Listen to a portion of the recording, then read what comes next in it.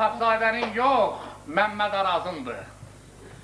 İkisi də gözəl şairdir, Azərbaycanın gözəl şairidir. Amma hayf ki, şairə son vaxtı böyük, unanılmaz xəstəlik onu bir aylıq Germaniya təntirir.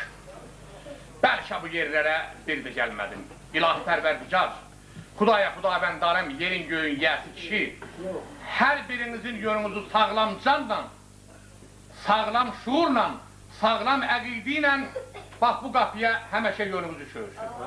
Bu gözəl stolların ətrafında həməşə sağlam canla oturun. Səməd Vurğun deyir ki, vurğun olaydım, canım sağ olaydı, amma süt satan olaydı. Bəlkə bu yerlərə bir də gəlmədim. Süt satan bəli. Bəlkə bu yerlərə bir də gəlmədim, duman, salamat qal, dar, salamat qal. Darımca su səfiri, göydə bulutlar, leysan, salamat qal, ya, salamat qal. Daha nətər, dedi qulaq aldı.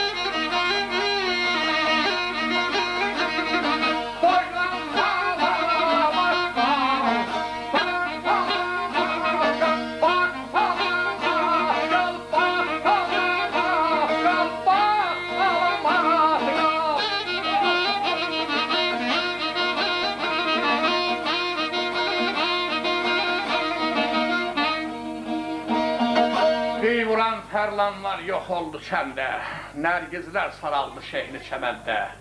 Qara gözlü pərim arxamca səndə, boylan salamat qal, bax, salamat qalın.